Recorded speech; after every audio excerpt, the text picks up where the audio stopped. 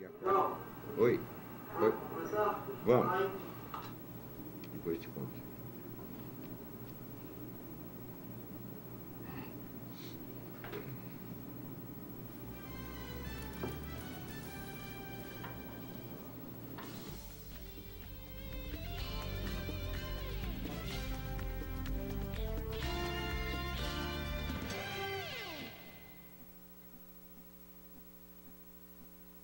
Opinião do meio-dia, começando com a presença do economista Rafael Cassemiro de Moraes, ararense, estudou, fez a universidade em Limeira e ele leciona na UNAR para os cursos de Direito, de Administração, Engenharia de Produção e outros. Uma boa tarde, Rafael. Boa tarde, boa tarde, boa tarde. Vamos deixar, antes da nossa prosa aqui, o telefone 3543-6400. Se algum telespectador quer alguma orientação sua, nós estamos aqui à disposição, certo? Ok. E tudo bem com você? Tudo bem. E como começou essa história de você fazer economia? Bom, eu tive sempre um grande interesse pela área de humanas, né? Sei. E como a ciência econômica é uma ciência que ela vai abranger muitos aspectos, né? Tanto história, até mesmo matemática, que é uma ciência exata. Então isso foi o que me chamou muita atenção para tá indo fazer a faculdade. E depois, já nos primeiros 2 meses de faculdade, eu já vi que era exatamente aquilo que eu gostaria de fazer mesmo e não teria outra coisa na minha vida. E, Rafael, o que eu curso faria. São 4 anos? São 4 anos, sim. E depois são 4 anos. terminada a faculdade, você já entrou para a UNAR? Sim, não, na verdade, depois de terminar a faculdade, eu fiz um MBA, uma especialização. Sei. E depois eu entrei na UNAR, depois de 1 ano. Aproximadamente. E você está há quanto tempo na UNAR? Comecei o ano passado agora a lecionar. Rafael, esse programa é visto por várias cidades. E a gente fala UNAR com a maior familiaridade, é a universidade. Isso, Centro Universitário Dr. Edmundo Wilson. Aqui de Araras, tem vários cursos. Sim, então fica cursos. Também essa dica para o telespectador de outras cidades que tem um filho, o próprio jovem, que queira cursar uma universidade. Rafael, você gostaria hoje, eu sei, falar especificamente sobre todo esse problema econômico dos 8 anos do governo Lula, Sim, certo? Isso. Então, antes de você entrar nessa linha, você poderia dar, assim, uma diretriz de o que é a economia dentro de um país? Ok. Bom, não é uma coisa tão complexa, né, como nós vemos, às vezes, na televisão, em alguns jornais. É muito simples, na verdade, a economia. São as transações de mercadorias de um país, dentro do país e também fora do país, né? Ou seja, nós temos toda uma dinâmica, né? Desde você vai lá na padaria, né, fazer sua compra, até a produção industrial, né? Grandes parques industriais. Só que também nós temos a economia internacional que vai também dá o nosso ritmo aqui dentro, né? No caso do Brasil, mais em específico. O básico é isso, são as transações comerciais e as transações entre pessoas. Né? Isso implica importação e exportação? Implica importação, também. Exportação, implica políticas públicas, implica expectativa dos investidores, implica expectativas dos consumidores. Na teoria econômica, né, na teoria microeconômica, nós temos a lei da oferta e da demanda, por exemplo. Né? Então, nós temos o lado da oferta, que são o lado de todos os produtores, e nós temos o lado da demanda, que é o lado dos consumidores. Né?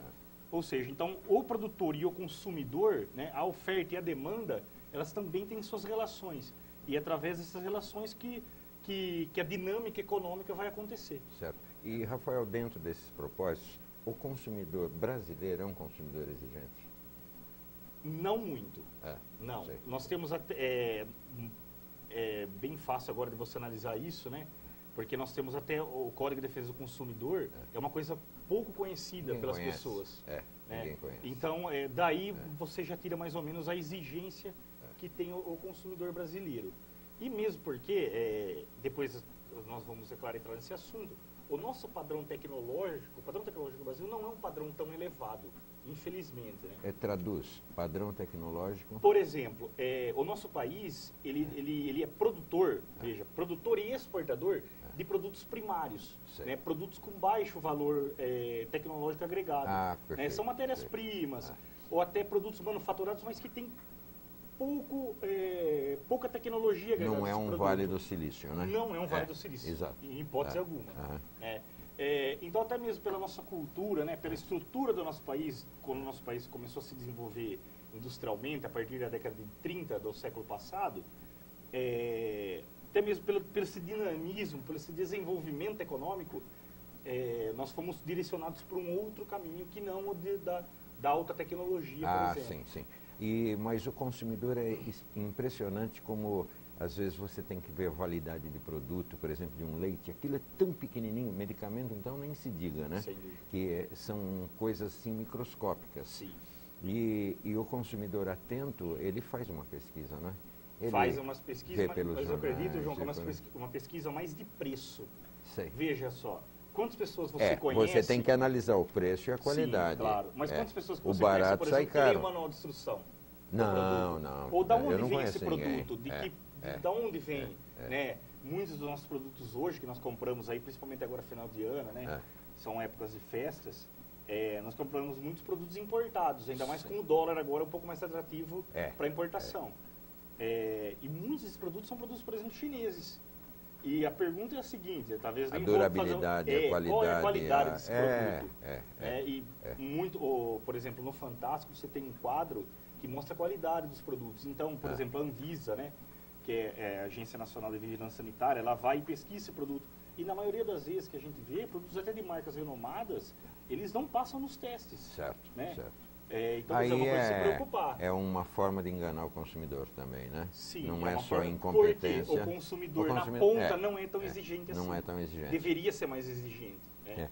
Mas é muito interessante isso também que suscitamos aqui, a qualidade e o preço, né? Sim. Eu vou comprar o tal leite, de repente você está com a família inteira com enterite hemorrágica, coisa assim. E tal. O leite foi um chute. Qualquer coisa que eu seja. Mas é muito interessante que o consumidor esteja atento à qualidade. Sim. Tipo roupa, fibras. Fibras, às vezes, poxa, essa camisa é tão barata, você compra 2, 3. Você não consegue usar de tão quente que é. Entendi. Que são fibras sintéticas. Nem durabilidade você não consegue, porque a coisa é um padrão muito baixo. Entendi. Então a verdade chega a ser no barato sai caro. Né? Mas, Rafael, agora dentro desses 8 anos do governo Lula, a quantas anda, ele ainda está no poder até amanhã, Sim, a quantas anda a economia brasileira? Bom, fazendo um balanço, né, de 2003 até 2010, que foi o governo, os 8 anos aí do governo Lula, certo. O que nós talvez tenhamos de diferente aí no Brasil? Primeiro, primeiro eu vou falar os pontos bons, depois eu vou aqui, o que na minha visão, meu modo de ver, são os pontos negativos do governo Lula. Os pontos bons, nós tivemos uma inserção no mercado externo maior, né? Esse governo, os 8 anos, ele teve um pouco mais a competência de conseguir buscar novos parceiros no mundo, né? Aí outros analistas podem dizer o seguinte, não, mas isso pode ter acontecido pelo fenômeno China, que a China, como teve um crescimento muito grande, ela absorveu em grande proporção a produção quase que do mundo inteiro, principalmente a do Brasil. Sim. Mas o Brasil não foi buscar só a China como parceiro, buscou outros vários países. Um outro ponto positivo também que eu posso ver aí no governo Lula é o aumento significativo do salário mínimo. Sim. Né? Que embora alguns analistas vejam isso como um lado negativo... Você diz o poder de compra? Não, aumento real do salário mínimo com relação à inflação. Né? Teve um aumento muito significativo. Isso, é claro, aumenta o poder de compra da população. Né? Alguns analistas acham isso ruim, porque quando você aumenta o salário mínimo, você não aumenta só o salário mínimo, você aumenta outras rendas que são vinculadas ao salário mínimo, por exemplo, como a Previdência. Né?